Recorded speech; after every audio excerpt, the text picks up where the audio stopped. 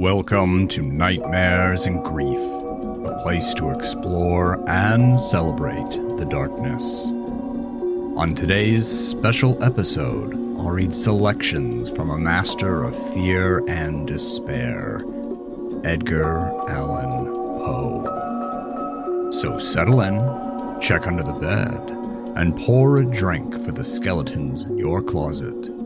It's time to start. Masque of the Red Death.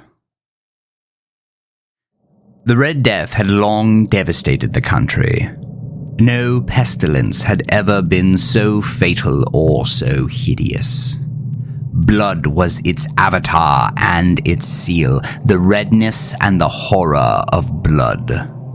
There were sharp pains and sudden dizziness, and then profuse bleeding at the pores with dissolution, the scarlet stains upon the body and especially upon the face of the victim were the pest ban which shut him out from the aid and from the sympathy of his fellow men.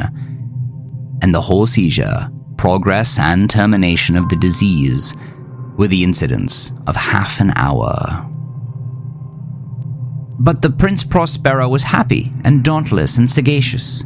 When his dominions were half depopulated, he summoned to his presence 1,000 hale and light-hearted friends from among the kings and dames of his court, and with these retired to the deep seclusion of one of his castellated abbeys.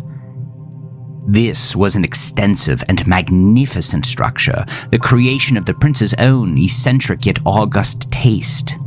A strong and lofty wall girdled it in. This wall had gates of iron.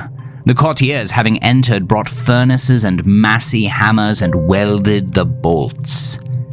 They resolved to leave means neither of ingress nor egress to the sudden impulses of despair or of the frenzy from within. The abbey was amply provisioned. With such precautions, the courtiers might bid defiance to contagion. The external world could take care of itself. In the meantime, it was folly to grieve or to think. The prince had provided all the appliances of pleasure. There were buffoons, there were improvisatori, there were ballet dancers, there were musicians, there was beauty, there was wine. All these and security were within. Without was the Red Death. It was toward the close of the 5th or 6th month of his seclusion, when the pestilence raged most furiously abroad, that the Prince Prospero entertained his 1,000 friends at a masked ball of the most unusual magnificence. It was a voluptuous scene, that masquerade. But first, let me tell of the many rooms in which it was held. There were 7, an imperial suite. In many palaces, however, such suites form a long and straight vista, while the folding doors slide back nearly to the walls on either hand, so that the view of the whole extent is scarcely impeded. Here, the case was very different, as might have been expected from the Duke's love of the bizarre. The apartments were so irregularly disposed that the vision embraced little but more than one at a time. There was a sharp turn at every 20 or 30 yards, and at each turn a novel effect. To the right and left in the middle of each wall, a tall and narrow Gothic window looked out upon a closed corridor which pursued the windings of the suite. These windows were of stained glass, whose color varied in accordance with the prevailing hue of the decorations of the chamber into which it opened. That at the eastern extremity was hung, for example, in blue, and vividly blue were its windows. The second chamber was purple in its ornaments and tapestries, and here the panes were purple. The third was green throughout, and so were the casements. The fourth was furnished and lighted with orange, the fifth with white, the sixth with violet. The 7th apartment was closely shrouded in black velvet tapestries that hung all over the ceiling and down the walls, falling in heavy folds upon the carpet of the same material and hue. But in this chamber only, the color of the windows failed to correspond with decorations. The panes here were scarlet, a deep blood color. Now, in no one of the 7 apartments was there any lamp or candelabrum, amid the profusion of golden ornaments that lay scattered to and fro or depended from the roof. There was no light of any kind emanating from the lamp or candle within the suite of chambers. But in the corridors that followed the suite, there stood, opposite to each window, a heavy tripod bearing a brazier of fire that projected its rays through the tinted glass and so glaringly illuminated the room. But in the western or black chamber, the effect of the firelight that streamed upon the dark hangings through the blood-tinted panes was ghastly in the extreme, and produced so wild a look upon the countenances of those who entered that there were few of the company bold enough to set foot within its precincts at all. It was in this apartment also that there stood against the western wall a gigantic clock of ebony. Its pendulum swung to and fro with a dull, heavy, monotonous clang. And when the minute hand made the circuit of the face and the hour was to be stricken, there came from the brazen lungs of the clock a sound which was clear and loud and deep and exceedingly musical, but of so peculiar a note and emphasis that at the lapse of an hour the musicians of the orchestra were constrained to pause momentarily in their performance to hearken to the sound.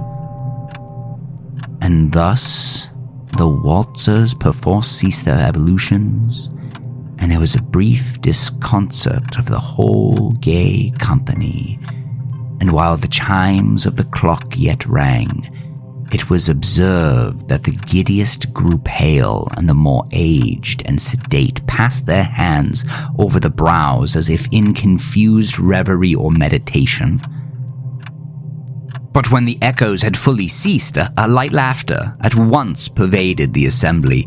The musicians looked at each other and smiled as if at their own nervousness and folly, and made whispering vows, each to the other, that the next chiming of the clock should produce in them no similar emotion. And then, after the lapse of 60 minutes, which embrace 3,600 seconds of the time that flies, there came yet another chiming of the clock, and then there were the same disconcert and tremulousness and meditation as before. But in spite of these things, it was a gay and magnificent revel. The tastes of the Duke were peculiar. He had a fine eye for colors and effects. He disregarded the decora of mere fashion. His plans were bold and fiery, and his conceptions glowed with barbaric luster. There were some who would have thought him mad. His followers felt that he was not. It was necessary to hear and see and touch him to be sure that he was not. He had directed, in great part, the movable embellishments of the 7 chambers upon occasion of this great fete, and it was his own guiding taste which had given character to the masqueraders. Be sure they were grotesque. There were much glare and glitter and piquancy and phantasm, much of what has been seen in Hernani. There were arabesque figures with unsuited limbs and appointments. There were delirious fancies such as the madman fashions. There were much of the beautiful, much of the wanton, much of the bizarre, something of the terrible, and not a little of what might have excited disgust. To and fro in the 7 chambers there stalked, in fact, a multitude of dreams. And these, the dreams, writhed in and about, taking hue from the rooms and causing the wild music of the orchestra to seem as the echo of their steps. And anon there strikes the ebony clock which stands in the hall of velvet. And then, for a moment, all is still, and all is silent, save for the voice of the clock. The dreams are stiff frozen as they stand, but the echoes of the chime die away, and they have endured but an instant, and a light, half-subdued laughter floats about them as they depart. And now again, the music swells, and the dreams live, and writhe to and fro more merrily than ever, taking hue from the many-tinted windows through which stream the rays from the tripods. But to the chamber which lies most westwardly of the 7, there are now none of the maskers who venture, for the night is waning away, and there flows a ruddier light through the blood-colored panes, and the blackness of the sable drapery appalls. And to him whose foot falls upon the sable carpet, there comes from the near clock of ebony a muffled peal more solemnly emphatic than any which reaches their ears who indulge in the more remote gaieties of the other apartments. But these other apartments were densely crowded, and in them beat feverishly the heart of life. And the revel went whirlingly on until at length there commenced the sounding of midnight upon the clock. And then the music ceased, as I have told, and the evolutions of the waltzers were quieted, and there was an uneasy cessation of all things as before. But there were 12 strokes to be sounded by the bell of the clock, and thus it happened, perhaps, that more of thought crept with more time into the meditations of the thoughtful among those who revelled. And thus, too, it happened, perhaps, that before the last echoes of the last chime had utterly sunk into silence, there were many individuals in the crowd who had found leisure to become aware of the presence of a masked figure which had arrested the attention of no single individual before. And the rumor of this new presence having spread itself whisperingly around, there rose at length from the whole company a buzz or murmur expressive of disapprobation and surprise. Then, finally, of terror, of horror, and of disgust. In an assembly of phantasms such as I have painted, it may well be supposed that no ordinary appearance could have excited such sensation. In truth, the masquerade license of the night was nearly unlimited, but the figure in question had out-Heroded Herod, and gone beyond the bounds of even the prince's indefinite decorum. There are chords in the hearts of the most reckless which cannot be touched without emotion. Even with the utterly lost, to whom life and death are equally jests, there are matters of which no jest can be made. The whole company, indeed, seemed now deeply to feel that in the costume and bearing of the stranger, neither wit nor propriety existed. The figure was tall and gaunt, and shrouded from head to foot in the habiliments of the grave. The mask which concealed the visage was made so nearly to resemble the countenance of a stiffened corpse that the closest scrutiny must have had difficulty in detecting the cheat. And yet all this might have been endured, if not approved, by the mad revelers around. But the mummer had gone so far as to assume the type of the Red Death. His vesture was dabbled in blood, and his broad brow with all the features of the face was besprinkled with the scarlet horror. When the eyes of Prince Prospero fell upon the spectral image, which, with a slow and solemn movement, as if more fully to sustain its role, stalked to and fro among the waltzers, he was seen to be convulsed in the first movement by a strong shudder, either of terror or distaste, but in the next his brow reddened with rage. "Who dares?" he demanded hoarsely of the courtiers who stood near him. "Who dares insult us with this blasphemous mockery? Seize him and unmask him that we may know whom we have to hang at sunrise from the battlements." It was in the blue room where stood the prince with a group of pale courtiers by his side.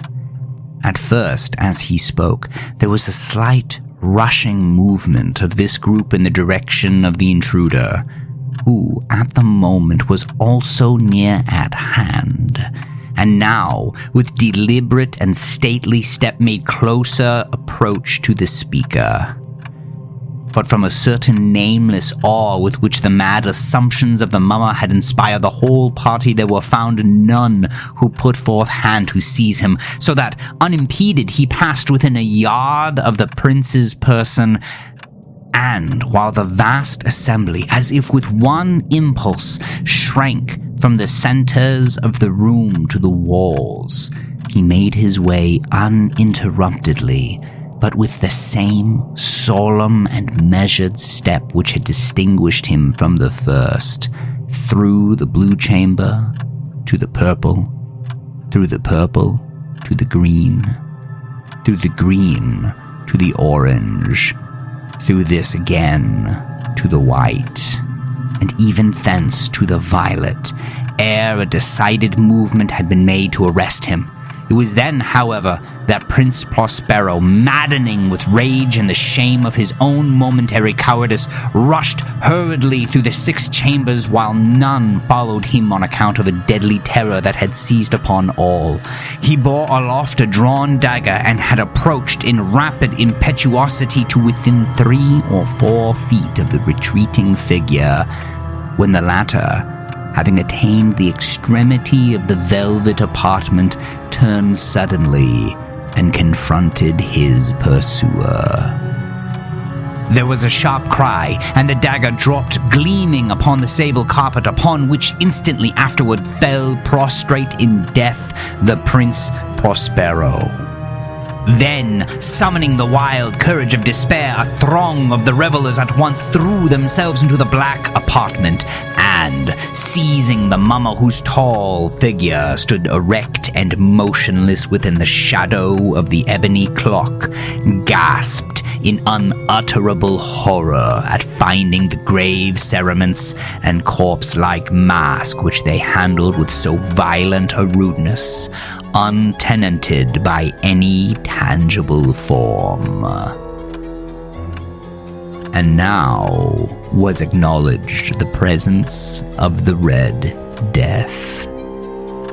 He had come like a thief in the night, and one by one dropped the revelers in the blood-bedewed halls of their revel, and died each in the despairing posture of his fall. And the life of the ebony clock went out with that of the last of the gay, and the flames of the tripods expired, and darkness and decay and the Red Death held illimitable dominion over all.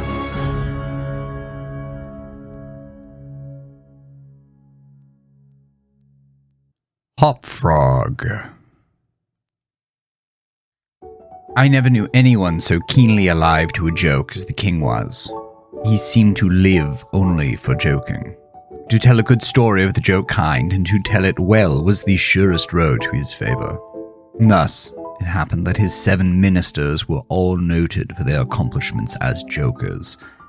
They all took after the king, too, in being large, corpulent, oily men, as well as inimitable jokers.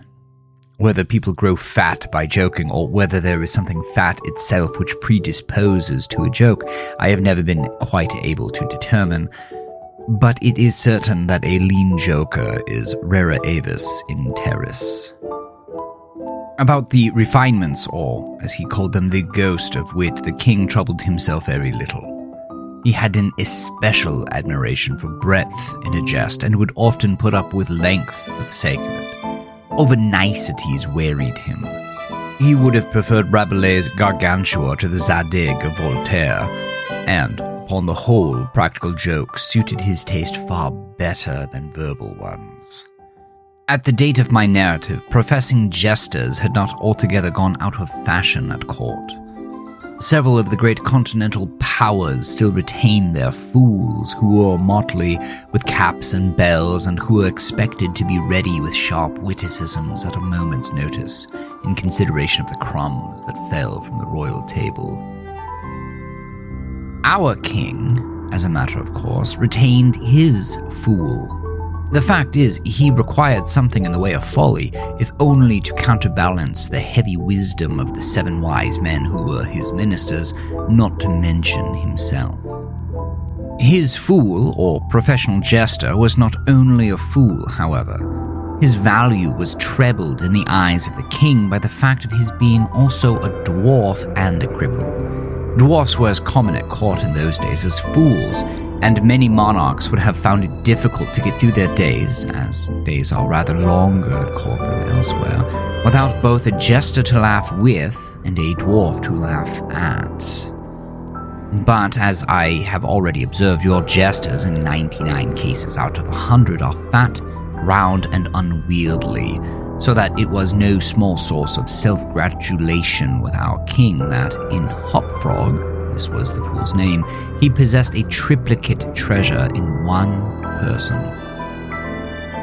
I believe the name Hopfrog was not that given to the dwarf by his sponsors at baptism, but it was conferred upon him by general consent of the several ministers on account of his inability to walk as other men do.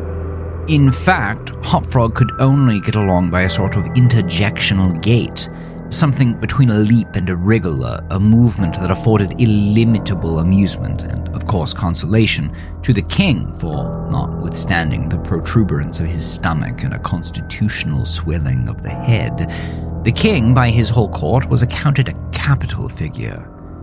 But although Hopfrog, through the distortion of his legs, could move only with great pain and difficulty along a road or floor, the prodigious muscular power which nature seemed to have bestowed upon his arms, by way of compensation for deficiency of the lower limbs, enabled him to perform many feats of wonderful dexterity where trees or ropes were in question, or anything else to climb.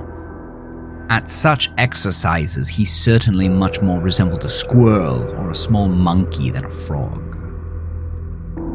I am not able to say with precision from what country Hopfrog originally came from. It was from some barbarous region, however, that no person had ever heard of, a vast distance from the court of our king.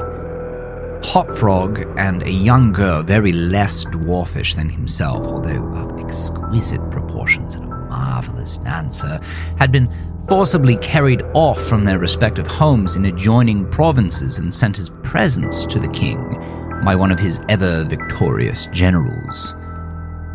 Under these circumstances, it is not to be wondered at that a close intimacy arose between the two little captives. Indeed, they soon became sworn friends. Hopfrog, who, although he made a great deal of sport, was by no means popular, had it not in his power to render Trippetta many services. But she, on account of her grace and exquisite beauty, although being a dwarf, was universally admired and petted, so she possessed much influence and never failed to use it whenever she could for the benefit of Hopfrog. On some grand occasion, I forgot what, the king determined to have a masquerade, and whenever a masquerade or anything of that kind occurred at our court, then the talents both of Hopfrog and Trippetta were sure to be called into play. Hopfrog, in especial, was so inventive in way of getting up pageants, suggesting novel characters and arranging costumes for masked balls, that nothing could be done, it seems, without his assistance. The night appointed for the fete had arrived. A gorgeous hall had been fitted up under Trippetta's eye with every kind of device which could possibly give eclat to a masquerade. The whole court was in a fever of expectation. As for costumes and characters, it might well be supposed that everybody had come to a decision on such points. Many had made up their minds as to what roles they should assume a week or even a month in advance. And, in fact, there was not a particle of indecision anywhere, except in the case of the king and his 7 ministers. Why they hesitated I could never tell, unless they did it by way of a joke. More probably they found it difficult, on account of being so fat, to make up their minds. At all events, time flew, and as a last resort they sent for Trippetta and Hopfrog. When the 2 little friends obeyed the summons of the king, they found him sitting at his wine with the 7 ministers of his cabinet council. But the monarch appeared to be in a very ill humor. He knew that Hopfrog was not fond of wine, for it excited the poor cripple almost to madness, and madness is no comfortable feeling. But the king loved his practical jokes, and took pleasure in forcing Hopfrog to drink and, as the king called it, to be merry. "Come here, Hopfrog," said he, as the jester and his friend entered the room. "Swallow this bumper to the health of your absent friends." Here, Hopfrog sighed. "And then let us have the benefit of your invention. We want characters, man, something novel, out of the way. We are wearied with this everlasting sameness. Come, drink, the wine will brighten your wits." Hopfrog endeavored, as usual, to get up a jest in reply to these advances from the king, but the effort was too much. It happened to be the poor dwarf's birthday, and the command to drink to his absent friends forced the tears to his eyes. Many large, bitter drops fell into the goblet as he took it, humbly, from the hand of the tyrant. "Ah, ha, ha!" roared the king as the dwarf reluctantly drained the beaker. "See what a glass of good wine can do! Why, your eyes are shining already!" Poor fellow. His large eyes gleamed rather than shone, for the effect of the wine on his excitable brain was not more powerful than instantaneous. He placed the goblet nervously on the table and looked round upon the company with a half-insane stare. They all seemed highly amused at the success of the king's joke. "And now to business," said the Prime Minister, a very fat man. "Yes," said the king. "Come, lend us your assistance. Characters, my fine fellow. We stand in need of characters, all of us." And, as this was seriously meant for a joke, his laugh was chorused by the 7. Hopfrog also laughed, although feebly and somewhat vacantly. "Come, come," said the king impatiently. "Have you nothing to suggest?" "I am endeavoring to think of something novel." "Endeavoring?" cried the tyrant fiercely. "And what do you mean by that? Ah, I perceive you are sulky and want more wine. Here, drink this." And he poured out another goblet full and offered it to the cripple, who merely gazed at it, gasping for breath. "Drink, I say," shouted the monster, "or by the fiends!" The dwarf hesitated. The king drew purple with rage. The courtiers smirked. Trippetta, pale as a corpse, advanced to the monarch's seat, and, falling on her knees before him, implored him to spare her friend. The tyrant regarded her for some moments in evident wonder at her audacity. He seemed quite at a loss what to do or say, how most becomingly to express his indignation. At last, without uttering a syllable, he pushed her violently from him and threw the contents of the brimming goblet in her face. The poor girl got up the best she could, and, not daring even to sigh, resumed her position at the foot of the table. There was a dead silence for about half a minute, during which the falling of a leaf or of a feather might have been heard.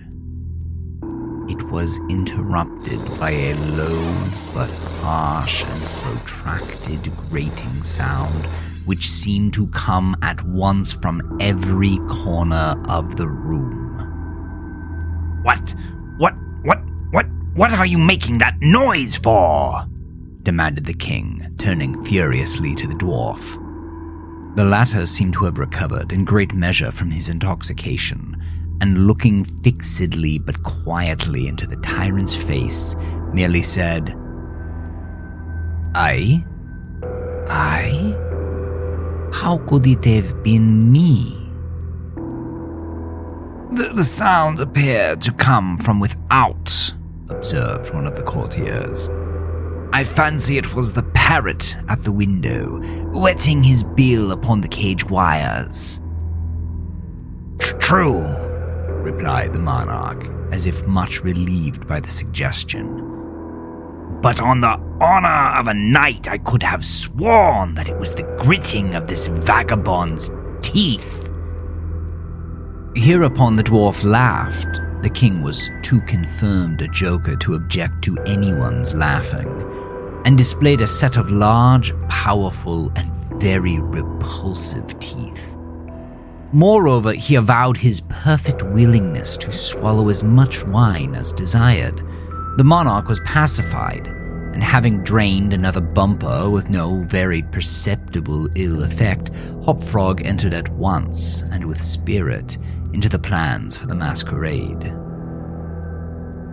"I cannot tell what was the association of idea," observed he, very tranquilly, and as if he had never tasted wine in his life.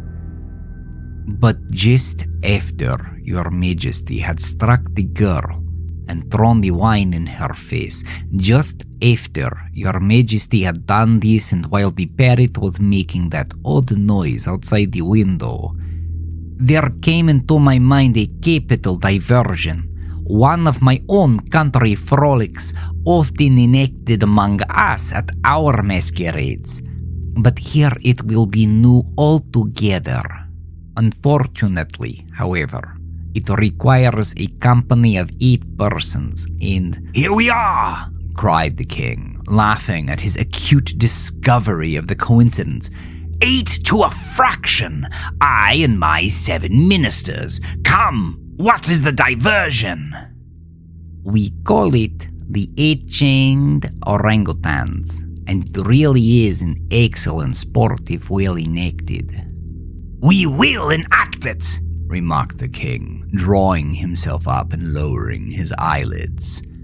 "The beauty of the game lies in the fright it occasions among the women." "Capital!" roared in chorus the monarch and his ministry. "I will equip you as orangutans. Leave all that to me. The resemblance shall be so striking that the company of masqueraders will take you for real beasts, and of course they will be as much terrified as astounded." "Oh, this is exquisite!" exclaimed the king. "Hopfrog, I will make a man of you!" "The chains are for the purpose of increasing the confusion by the jangling. You are supposed to have escaped en masse from your keepers. Your Majesty cannot conceive the effect produced at a masquerade by 8 chained orangutans imagined to be real ones by most of the company, and rushing in with savage cries among the crowd of delicately and gorgeously habited men and women. The contrast is inimitable. "It must be," said the king, and the council arose hurriedly, as it was growing late, to put in execution the scheme of Hopfrog. His mode of equipping the party as orangutans was very simple, but effective enough for his purposes. The animals in question had, at the epoch of my story, very rarely been seen in any part of the civilized world, and as the imitations made by the dwarf were sufficiently beast-like and more than sufficiently hideous, their truthfulness to nature was thus thought to be secured. The king and his ministers were first encased in tight-fitting stockinette shirts and drawers. They were then saturated with tar. At this stage of the process, someone of the party suggested feathers, but the suggestion was at once overruled by the dwarf, who soon convinced the 8 by ocular demonstration that the hair of such a brute as the orangutan was much more efficiently represented by flue. A thick coating of the latter was accordingly plastered upon the coating of tar. A long chain was now procured. First, it was passed about the waist of the king, and tied, and then about another of the party, and also tied, then about all successively in the same manner. When this chaining arrangement was complete, and the party stood as far apart from each other as possible, they formed a circle.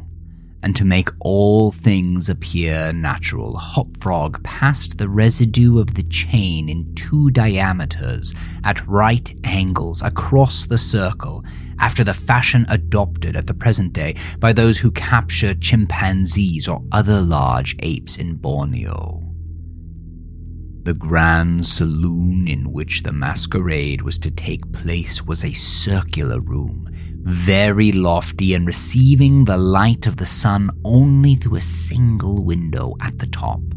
At night, the season for which the apartment was especially designed, it was illuminated principally by a large chandelier, depending by a chain from the center of the skylight, and lowered or elevated by means of a counterbalance as usual. But, in order not to look unsightly, this latter passed outside the cupola and over the roof. The arrangements of the room had been left to Trippetta's superintendence, but, in some particulars, it seems, she had been guided by the calmer judgment of her friend the dwarf.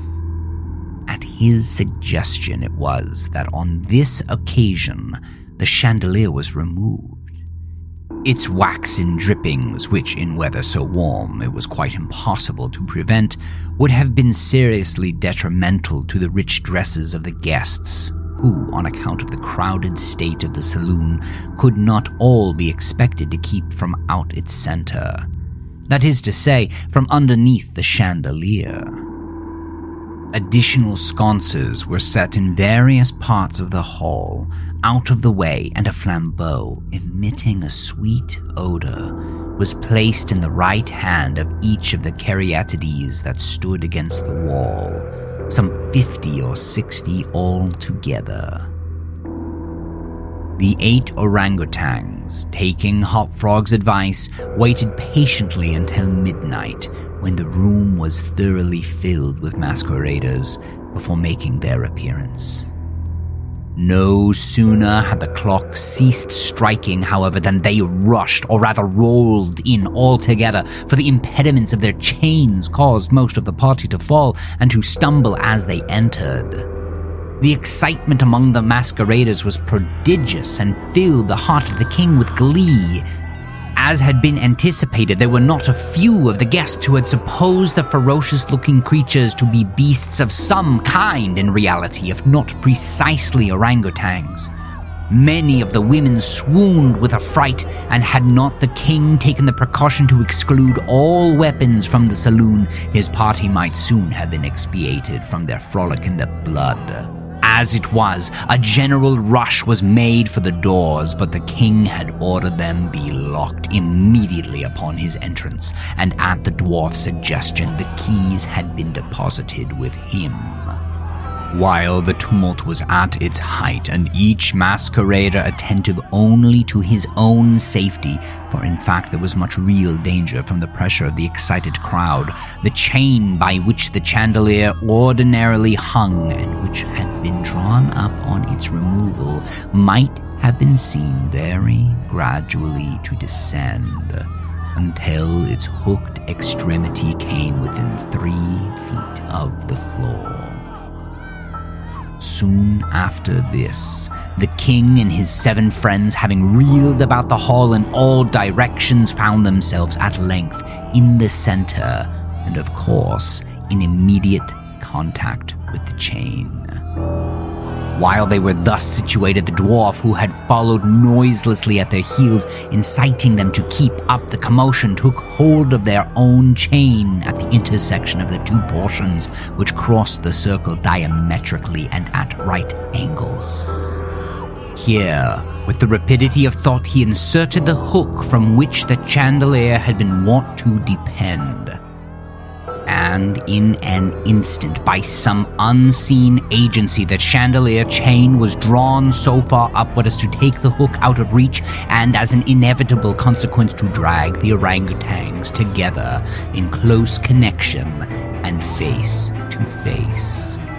The masqueraders by this time had recovered in some measure from their alarm, and beginning to regard the whole matter as a well-contrived pleasantry, set up a loud shout of laughter at the predicament of the apes. "Leave them to me!" now screamed Hop Frog, his shrill voice making itself easily heard through all the din. "Leave them to me. I fancy I know them. If I can only get a good look at them, I can tell soon who they are." Here, scrambling over the heads of the crowd, he managed to get to the wall, when, seizing a flambeau from one of the caryatides, he returned as he went to the center of the room, leaping with the agility of a monkey upon the king's head, and thence clambered a few feet up the chain, holding down the torch to examine the group of orangutans, and still screaming, "I shall soon find out where they are." And now, while the whole assembly, the apes included, were convulsed with laughter, the jester suddenly uttered a shrill whistle, when the chain flew violently up for about 30 feet, dragging with it the dismayed and struggling orangutans, and leaving them suspended in mid-air between the skylight and the floor.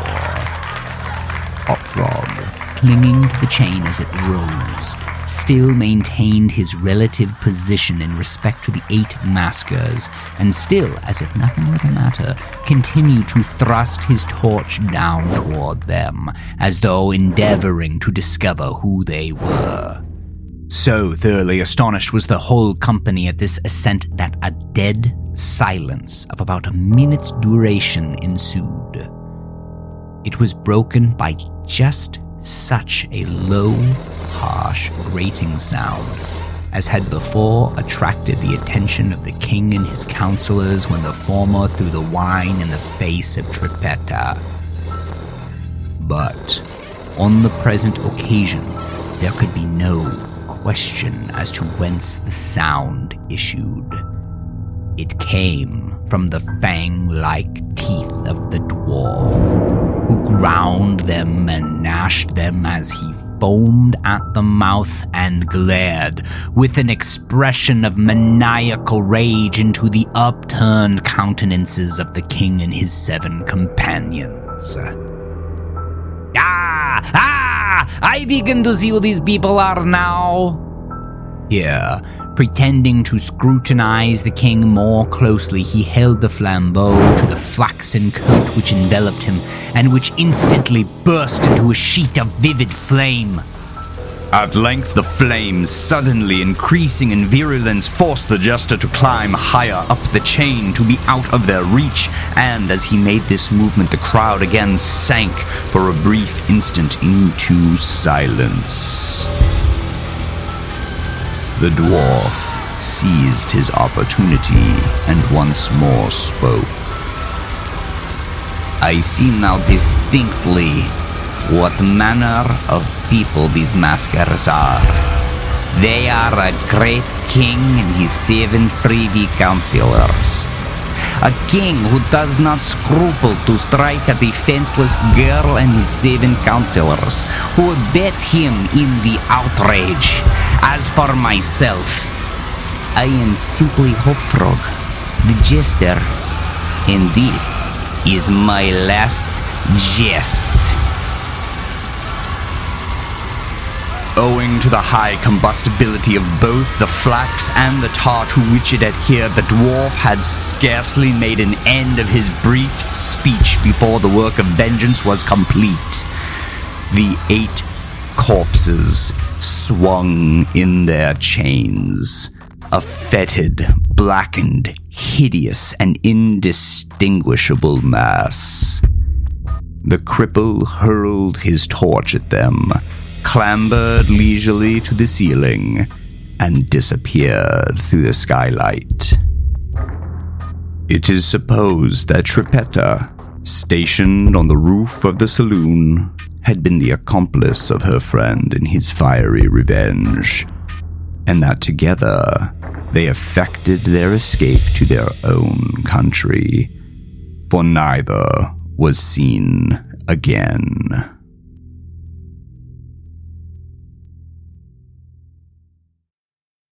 The Black Cat. For the most wild, yet most homely narrative which I am about to pen, I neither expect nor solicit belief. Mad indeed would I be to expect it in a case where my very senses reject their own evidence. Yet, mad am I not, and very surely do I not dream, but tomorrow I die, and today I would unburden my soul. My immediate purpose is to place before the world plainly, succinctly, and without comment a series of mere household events. In their consequences, these events have terrified, have tortured, have destroyed me. Yet I will not attempt to expound them. To me, they have presented little but horror. To many, they will seem less terrible than baroques. Hereafter, perhaps, some intellect may be found which will reduce my phantasm to the very commonplace. Some intellect more calm, more logical, and far less excitable than my own, which will perceive, in the circumstances I detail with awe, nothing more than an ordinary succession of very natural causes and effects. From my infancy, I was noted for the docility and humanity of my disposition. My tenderness of heart was even so conspicuous as to make me the jest of my companions. I was especially fond of animals, and was indulged by my parents with a great variety of pets. With these I spent most of my time, and never was so happy as when feeding and caressing them. This peculiarity of character grew with my growth, and, in my manhood, I derived from it one of my principal sources of pleasure. To those who have cherished an affection for a faithful and sagacious dog, I hardly need to be at the trouble of explaining the nature or the intensity of the gratification thus derivable. There is something in the unselfish and self-sacrificing love of a brute which goes directly to the heart of him who has had frequent occasion to test the paltry friendship and gossamer fidelity of mere man. I married early, and was happy to find in my wife a disposition not uncongenial with my own. Observing my partiality for domestic pets, she lost no opportunity of procuring those of the most agreeable kind. We had birds, goldfish, a fine dog, rabbits, a small monkey, and a cat. This latter was a remarkably large and beautiful animal, entirely black and sagacious to an astonishing degree.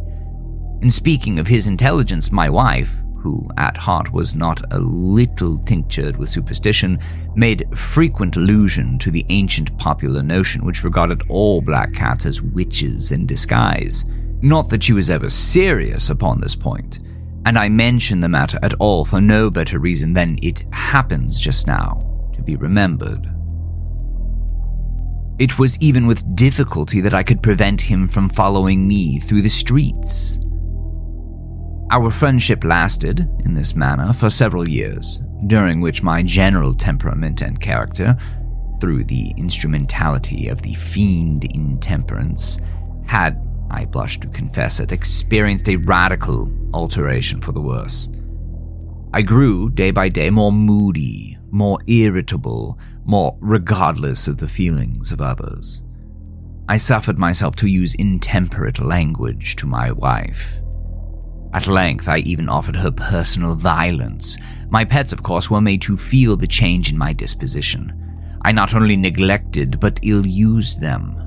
For Pluto, however, I still retained sufficient regard to restrain me from maltreating him, as I made no scruple of maltreating the rabbits, the monkey, or even the dog when, by accident or through affection, they came in my way. But my disease grew upon me, for what disease is like alcohol, and at length even Pluto, who is now becoming old and consequently somewhat peevish, even Pluto began to experience the effects of my ill temper. One night, returning home much intoxicated from one of my haunts about town, I fancied that the cat avoided my presence. I seized him when, in his fright at my violence, he inflicted a slight wound upon my hand with his teeth. The fury of a demon instantly possessed me. I knew myself no longer. My original soul seemed at once to take its flight from my body, and a more than fiendish malevolence, gin-nurtured, thrilled every fiber of my frame. I took from my waistcoat pocket a penknife, opened it, grasped the poor beast by the throat, and deliberately cut one of its eyes from the socket. I blush, I burn, I shudder while I pen the damnable atrocity. When reason returned with the morning, when I had slept off the fumes of the night's debauch, I experienced a sentiment half of horror, half of remorse, for the crime of which I had been guilty. But it was, at best, a feeble and equivocal feeling, and the soul remained untouched. I again plunged into excess, and soon drowned in wine all memory of the deed. In the meantime, the cat slowly recovered.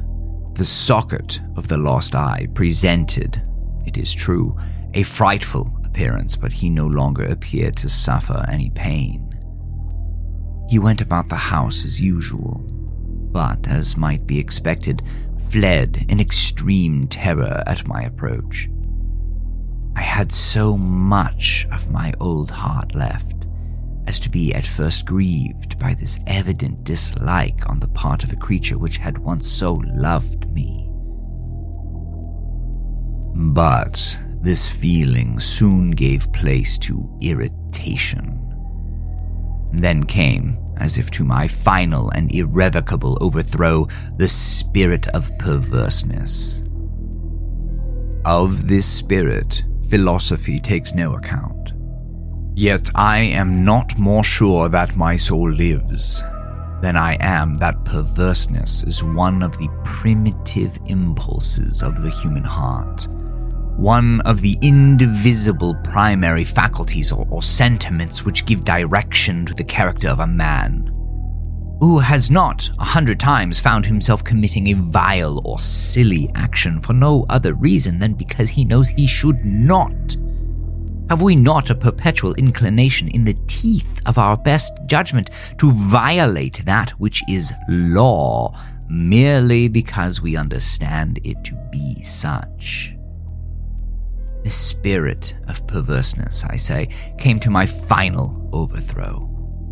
It was this unfathomable longing of the soul to vex itself, to offer violence to its own nature, to do wrong for the wrong's sake only, that urged me to continue and finally to consummate the injury I had inflicted upon the unoffending brute. One morning, in cold blood, I slipped a noose about its neck and hung it to the limb of a tree. Hung it because I knew that it had loved me, and because I felt it had given me no reason of offense. Hung it because I knew that in so doing I was committing a sin, a deadly sin that would so jeopardize my immortal soul as to place it, if such a thing were possible, even beyond the reach of the infinite mercy of the most merciful and most terrible God. On the night of the day on which this cruel deed was done, I was roused from sleep by the cry of fire. The curtains of my bed were in flames. The whole house was blazing. It was with great difficulty that my wife, a servant, and myself made our escape from the conflagration. The destruction was complete. My entire worldly wealth was swallowed up, and I resigned myself thenceforth to despair. I am above the weakness of seeking to establish a sequence of cause and effect between the disaster and the atrocity. But I am detailing a chain of facts and wish not to leave even a possible link imperfect. On the day succeeding the fire, I visited the ruins. The walls, with one exception, had fallen in. This exception was found in a compartment wall, not very thick, which stood about the middle of the house, and against which had rested the head of my bed. The plastering had here, in great measure, resisted the action of the fire, a fact which I attributed to its having been recently spread. About this wall, a dense crowd were collected, and many persons seemed to be examining a particular portion of it with every minute and eager attention. The words strange, singular, and other similar expressions excited my curiosity. I approached and saw, as if graven in bas relief upon the white surface, the figure of a gigantic cat. The impression was given with an accuracy truly marvelous. There was a rope about the animal's neck. When I first beheld this apparition, for I could scarcely regard it as less, my wonder and terror were extreme. But at length reflection came to my aid. The cat, I remembered, had been hung in the garden adjacent to the house. Upon the alarm of the fire, this garden had been immediately filled by the crowd, by some one of whom the animal must have been cut from the tree and thrown through an open window into my chamber. This had probably been done with the view of arousing me from sleep. The falling of other walls had compressed the victim of my cruelty into the substance of the freshly spread plaster, the lime of which, with the flames and the ammonia of the carcass, had then accomplished the portraiture as I saw it. Although I thus readily accounted to my reason, if not altogether to my conscience, for the startling fact just detailed, it did not the less fail to make a deep impression upon my fancy. For months, I could not rid myself of the phantasm of the cat. And during this period, there came back to my spirit a half-sentiment that seemed but was not remorse. I went so far as to regret the loss of the animal and to look about me among the vile haunts which I now habitually frequented for another pet of the same species and of somewhat similar appearance with which to supply its place. One night as I sat, half stupefied in a den of more than infamy, my attention was suddenly drawn to some black object reposing upon the head of one of the immense hogsheads of gin or of rum which constituted the chief furniture of the apartment. I had been looking steadily at the top of this hogshead for some minutes, and what now caused me surprise was the fact that I had not sooner perceived the object thereupon. I approached it and touched it with my hand. It was a black cat, a very large one, fully as large as Pluto, and closely resembling him in every respect but one. Pluto had not a white hair upon any portion of his body, but this cat had a large, although indefinite, splotch of white, covering nearly the whole region of the breast. Upon my touching him, he immediately arose, purred loudly, rubbed against my hand, and appeared delighted with my notice. This, then, was the very creature of which I was in search. I at once offered to purchase it of the landlord, but this person made no claim to it, knew nothing of it, had never seen it before. I continued my caresses, and when I prepared to go home, the animal evinced a disposition to accompany me. I permitted it to do so, occasionally stooping and patting it as I proceeded. When it reached the house, it domesticated itself at once and became immediately a great favorite with my wife. For my own part, I soon found a dislike to it arising within me. This was just the reverse of what I had anticipated. But I know not how or why it was. Its evident fondness for myself rather disgusted and annoyed me. By slow degrees, these feelings of disgust and annoyance arose into the bitterness of hatred. I avoided the creature, a certain sense of shame and the remembrance of my former deed of cruelty preventing me from physically abusing it. I did not for some weeks strike or otherwise violently ill-use it, but gradually, very gradually, I came to look upon it with unutterable loathing, and to flee silently from its odious presence as from the breath of a pestilence. What added, no doubt, to my hatred of the beast was the discovery, on the morning after I brought it home, that, like Pluto, it had been deprived of one of its eyes.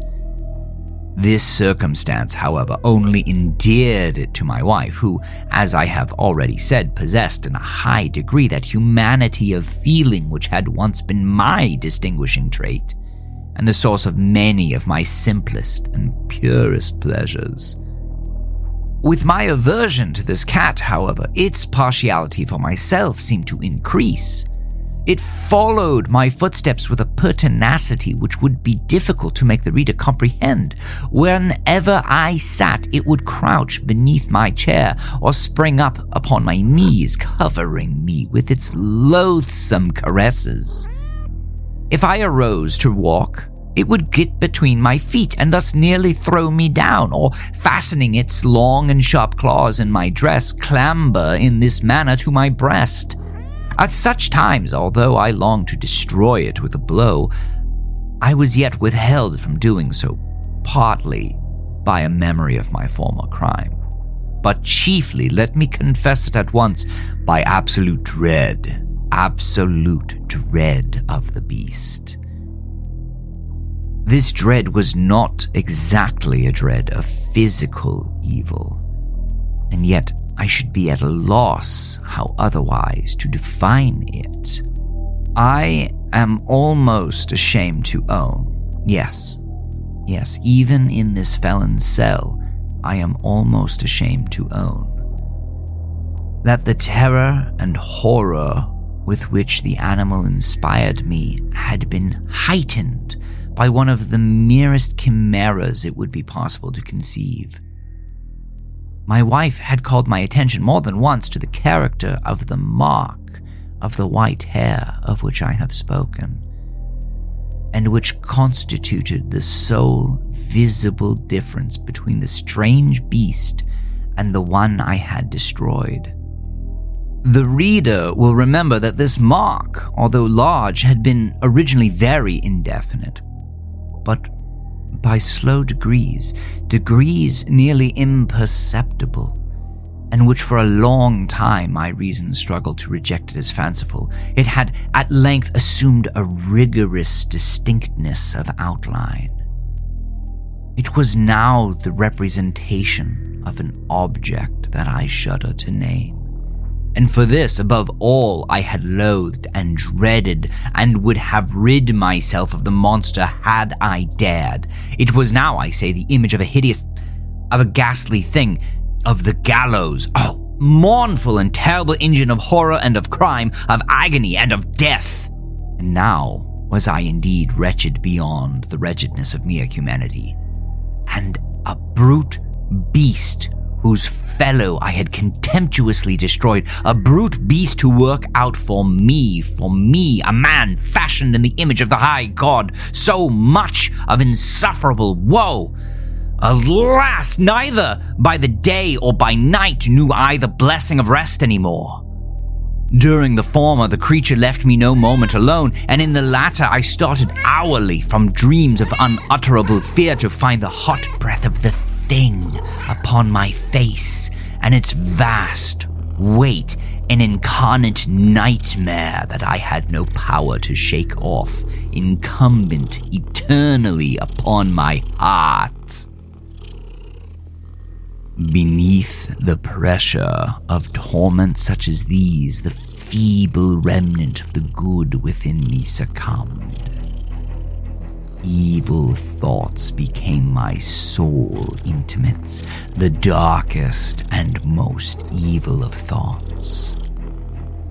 The moodiness of my usual temper increased to hatred of all things and of all mankind, while from the sudden, frequent, and ungovernable outbursts of fury to which I now blindly abandoned myself, my uncomplaining wife, alas, was the most usual and most patient of sufferers.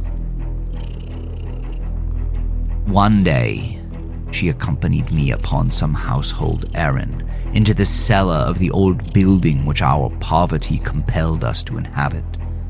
The cat followed me down the steep stairs, and nearly throwing me headlong, exasperated me into madness, uplifting an axe and forgetting in my wrath the childish dread which had hitherto stayed my hand. I aimed a blow at the animal, which of course would have proved instantly fatal had it descended as I wished. But this blow was arrested by the hand of my wife. Goaded by the interference into a rage more than demoniacal, I withdrew my arm from her grasp and buried the axe in her brain. She fell dead upon the spot without a groan. This hideous murder accomplished, I set myself forthwith, and with entire deliberation, to the task of concealing the body. I knew that I could not remove it from the house, either by day or by night, without the risk of being observed by the neighbors. Many projects entered my mind. At one period, I thought of cutting the corpse into minute fragments and destroying them by fire. At another, I resolved to dig a grave for it in the floor of the cellar. Again, I deliberated about casting it into the well in the yard, about packing it in a box as if merchandise with the usual arrangements, and so getting a porter to take it from the house. Finally, I hit upon what I considered a far better expedient than either of these. I determined to to wall it up in the cellar, as the monks of the Middle Ages recorded to have walled up their victims. For a purpose such as this, the cellar was well adapted. Its walls were loosely constructed and had lately been plastered throughout with a rough plaster, which the dampness of the atmosphere had prevented from hardening.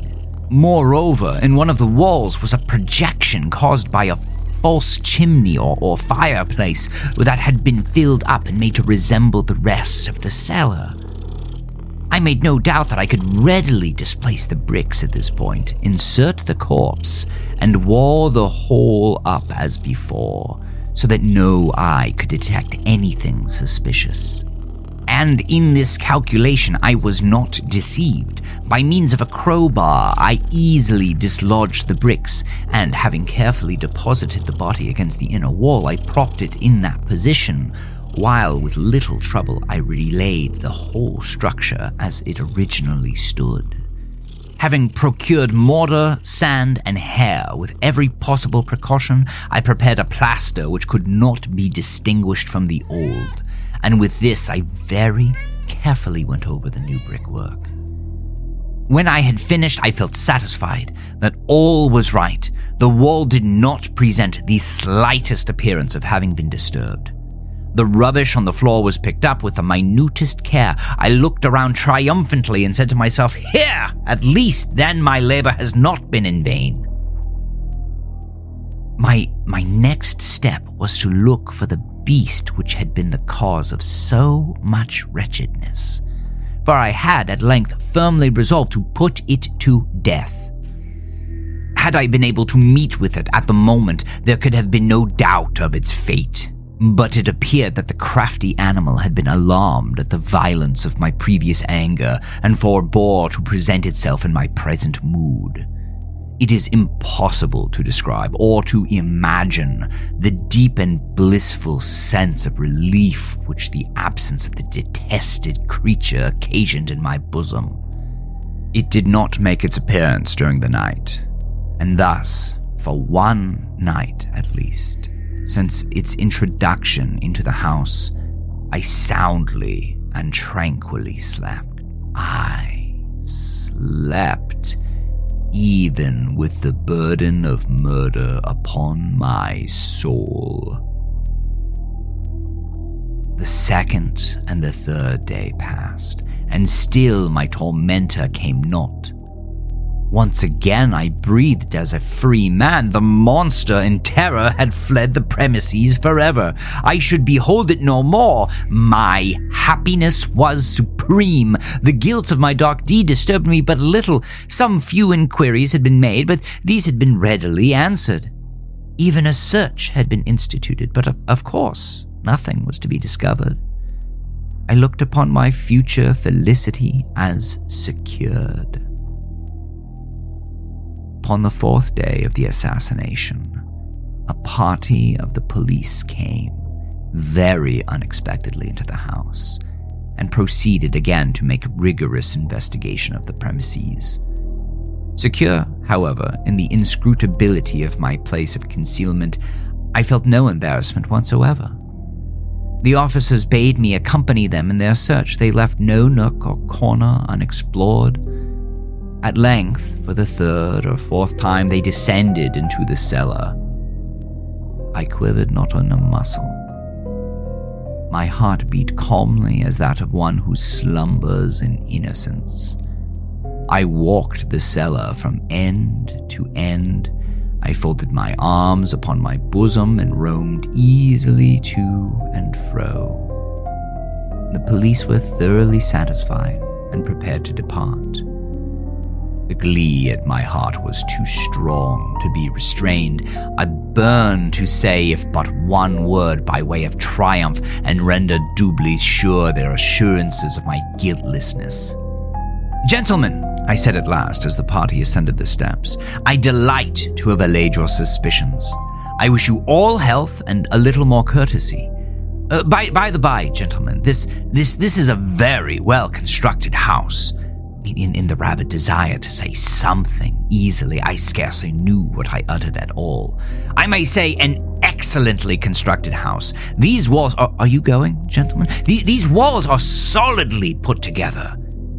And here, through mere frenzy of bravado, I rapped heavily with a cane which I held in my hand upon that very portion of the brickwork behind which stood the corpse of the wife of my bosom. But may God shield and deliver me from the fangs of the arch-fiend. No sooner had the reverberation of my blows sunk into silence than I was answered by a voice from within the tomb, by a cry, at first muffled and broken like the sobbing of a child, and then quickly swelling into one long sound, a continuous scream, utterly anomalous and inhuman, a howl, a wailing shriek, half of horror and half of triumph, such as might have arisen only out of hell, conjointly from the throats of the damned in their agony, and of the demons that exult in the damnation. Of my own thoughts it is easy folly to speak. Swooning, I staggered to the opposite wall. For one instant the party upon the stairs remained motionless through the extremity of terror and of awe. In the next, a dozen stout arms were toiling at the wall. It fell bodily. The corpse, already greatly decayed and clotted with gore, stood erect before the eyes of the spectators. Upon its head, with red extended mouth and solitary eye of fire, sat the hideous beast whose craft had seduced me into murder, and whose informing voice had consigned me to the hangman. I had walled the monster up within the tomb.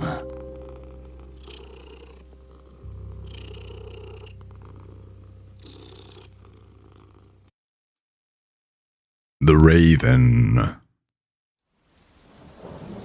Once upon a midnight dreary, while I pondered, weak and weary, over many a quaint and curious volume of forgotten lore, while I nodded, nearly napping, suddenly there came a tapping, as of someone gently rapping at my chamber door. "'Tis some visitor," I muttered, tapping at my chamber door. "Only this, and nothing more." Distinctly I remember it was in the bleak December, and each separate dying ember wrought its ghost upon the floor. Eagerly I wished the morrow. Vainly I had sought to borrow from my books surcease of sorrow for the lost Lenore, for the rare and radiant maiden whom the angels name Lenore. Nameless here forevermore.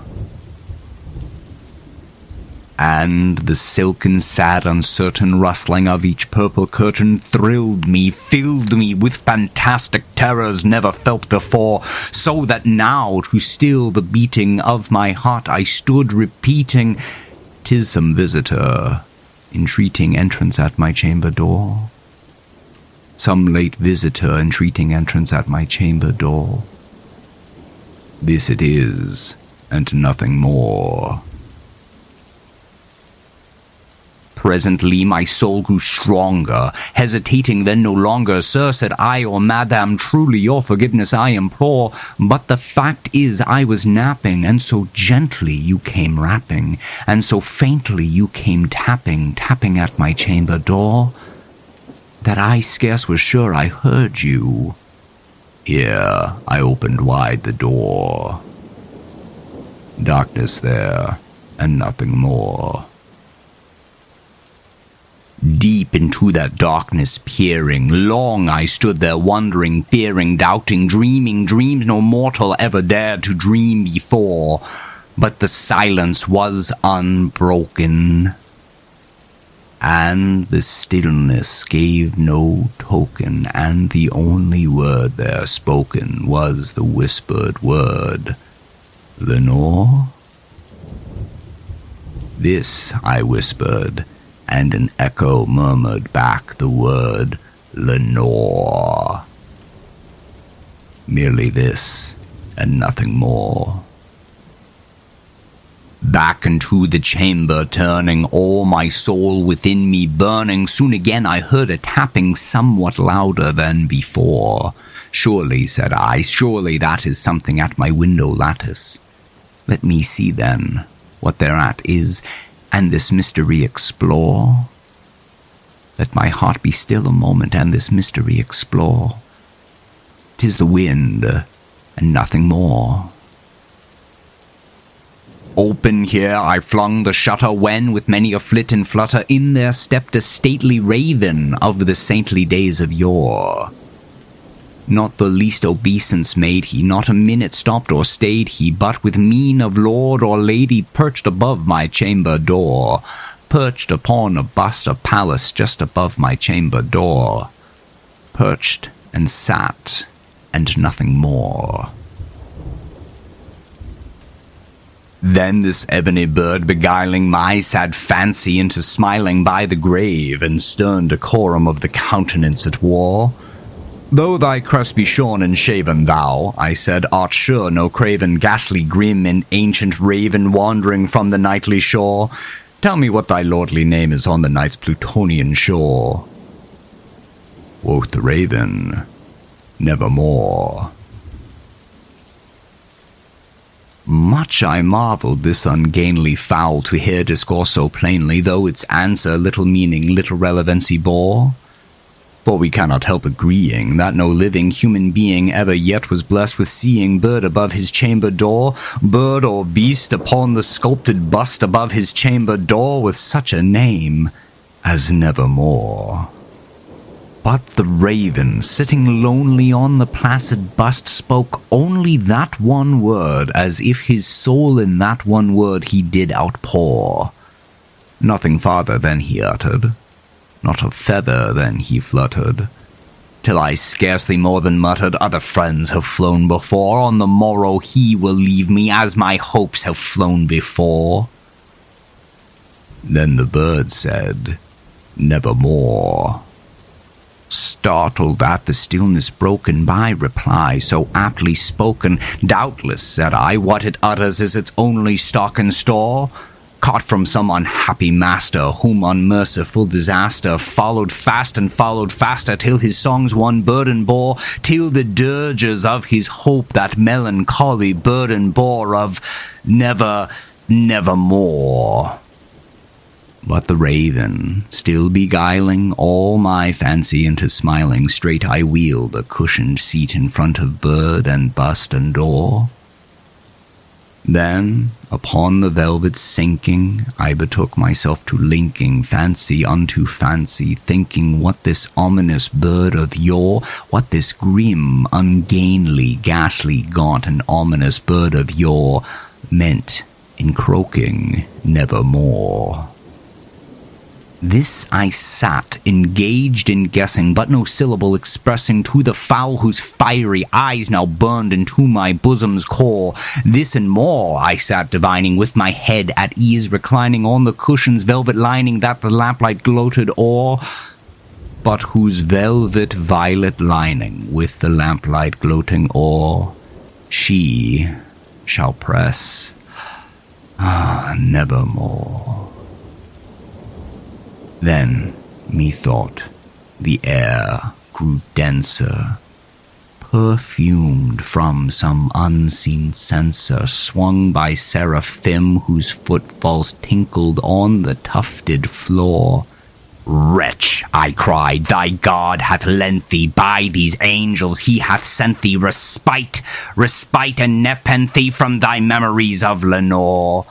Quaff, oh quaff this kind nepenthe, and forget this lost Lenore.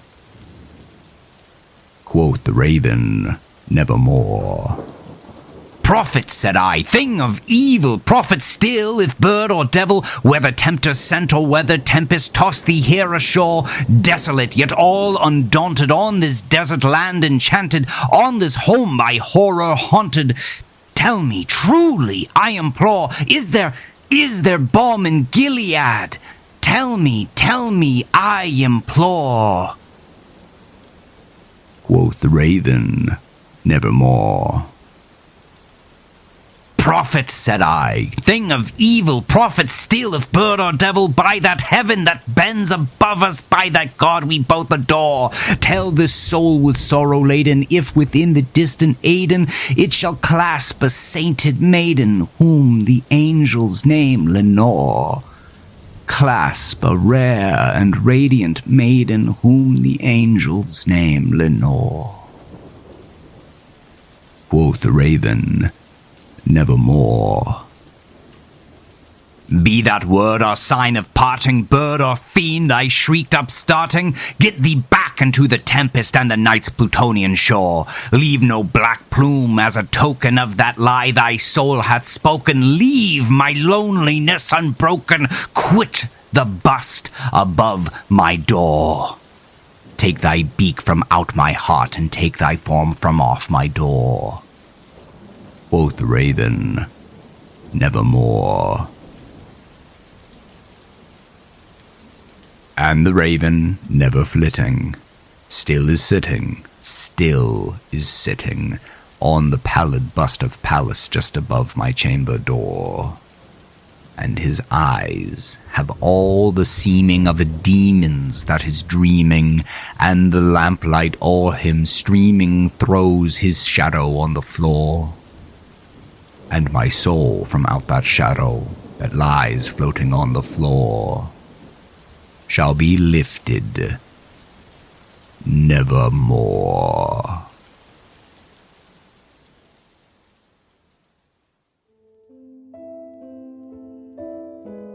Thank you for sharing these nightmares and helping to carry the grief.